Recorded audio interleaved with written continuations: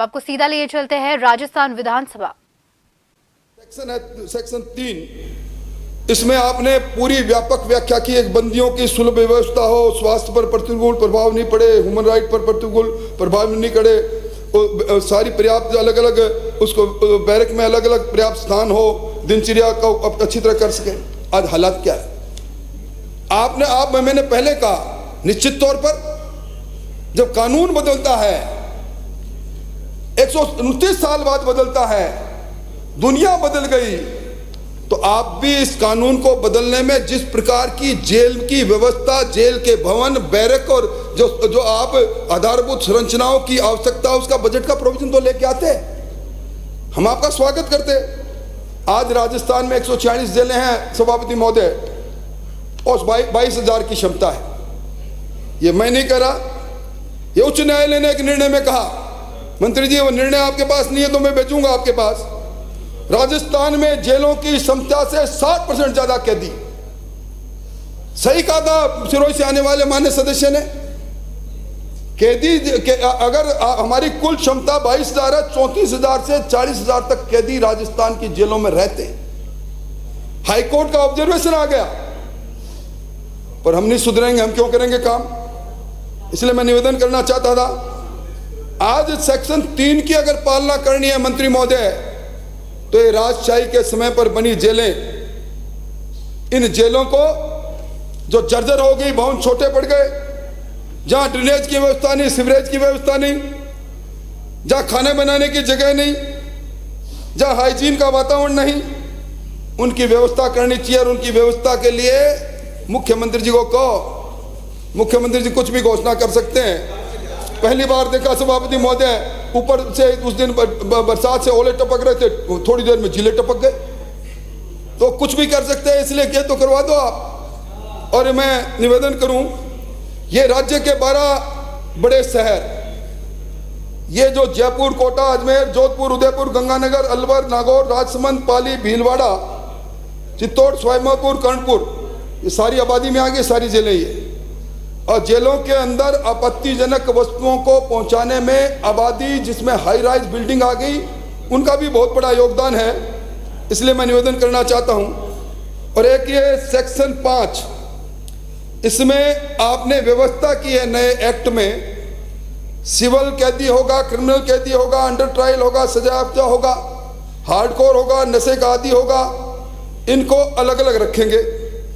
आज हालत क्या है इस जेल का? मुझे कहने में संकोच नहीं, मेरा तो अनुभव भी है, मेरे मुंह से ये जलदाय मंत्री यही कलवाना चाहते थे, पर मैं कहता हूं अंडर ट्रायल का जितना शोषण जेल में हो रहा है, सभापति महोदय, जेल में अंडर ट्रायल्स को जब तक अपना हफ्ता नहीं पहुंचाता, इन कुख्यात बंदियों के माध्यम से जेल के स्टूडेंट के पास पैसा नहीं जाता, जेल के स्टूडेंट के माध्यम से पूरे राजस्थान में पैसा इकट्ठा करके ऊपर नहीं जाता, तब तक अंडर ट्रायल जिंदा नहीं रह सकता, अंडर ट्रायल आराम से सो नहीं सकता। इसलिए मैं समझता हूं, आप अपना अनुभव बता रहे हो, मेरे ऊपर लाद के। मैंने तो आपसे कुछ भी नहीं पूछा माननीय राठौड़ साहब, आप खुद ही बता रहे हो, और आप ये कह रहे हो कि जिंदा ही नहीं रह सकता, तो प्रभु आगे की बात ही बता दो।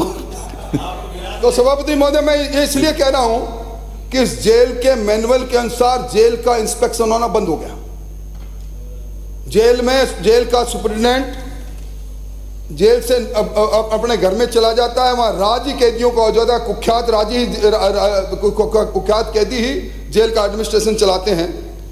और ये जो सेक्शन 23 के बारे में, खुली जेल के बारे में, मुझसे पहले सांगानेर से आने वाले माननीय सदस्य ने कही, हमारे यहाँ 23 जेलें हैं सभापति महोदय, और निश्चित तौर पर खुली जेल के अंदर कैदी परिवार के साथ रह सकता है, अपना कुछ काम धंधा भी कर सकता है, और उसके साथ ही सुबह शाम की हाजिरी उसको देनी पड़ती है।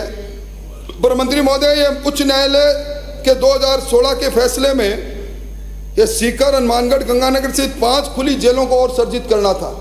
आप इसमें तो प्रोविजन ले आए बहुत लंबा चौड़ा, पर हाईकोर्ट का फैसला उसको तो इम्प्लीमेंट कर देते, उसमें तो कोई बाधा नहीं थी, क्योंकि आपके पास बजट नहीं था। और इसमें सेक्शन 17 में आप लेकर आए हैं कि जेल में बंदी की मृत्यु हो जाए तो 24 घंटे में उसकी सूचना जेल अधीक्षक राज्य सरकार को देगा, नेशनल ह्यूमन राइट कमीशन को देगा, स्टेट ह्यूमन राइट कमीशन को देगा, डीजी को देगा, डिस्ट्रिक्ट मजिस्ट्रेट को देगा, संबंधित थाने के माध्यम से प्रिजन को देगा। बहुत अच्छी बात। ये मृत्यु के कारण अगर डेथ हो जाए दूसरी बात है, पर संदिग्ध अवस्था में असमय मृत्यु हो, इसमें पोस्टमार्टम में मैंने उस एक्ट के उस प्रोविजन को पढ़ा, उसमें पोस्टमार्टम का कहीं प्रोविजन नहीं लिख रखा था, हो सकता है मेरी आंखों से निकल गया हो, इसलिए मैं चाहूँगा कि इसमें पोस्टमार्टम का भी आप देखें। और ये जो सेक्शन 36 इसमें जो प्रस्तावित किया है, आपने कहा कि जेल में जेल अधिकारी, जेल कर्मी कारागार निषेध सामग्री, मोबाइल, सिम, मादक पदार्थ लाता है, किसी कैदी को उपलब्ध कराता हो तो 3 साल की सजा। ये प्रावधान नया नहीं है। इसी तरह का प्रावधान जेल मैनुअल 1894 के सेक्शन 42 में था। इसी तरह के प्रावधान जेल एक्ट 1960 में था। आप मुझे बता दें मंत्री महोदय, अखबारों में तस्वीर छप जाती है, गैंगस्टर आपस में बातचीत करते हैं, चैट आता है, चैट छप जाता है।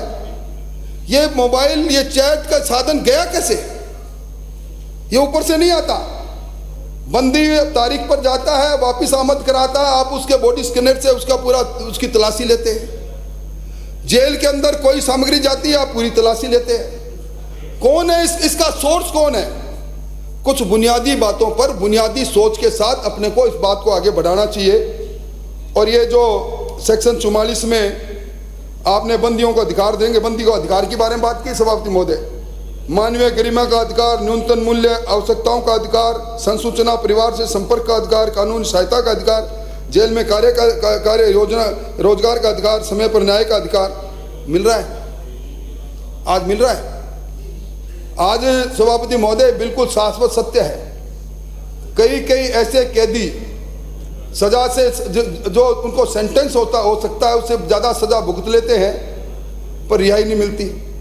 और सभापति महोदय इसमें खेल ही दूसरा है। अगर कोई सरमाएदार आदमी जेल में आ गया और अगर उसकी जमानत हो गई तो जेल में उसके जमानत मुचलके की तस्दीक के लिए तब तक इंतजार करना पड़ेगा जब तक सुप्रीटेंडेंट साहब के टेबल पर कोई चीज नहीं पहुंच जाए। ये कहानी एक जेल की नहीं है, घर घर की जेल की कहानी है। ये जेलों के अंदर जिस प्रकार की कार्रवाई चल रही है, और मैं निवेदन करना चाहूंगा मंत्री महोदय,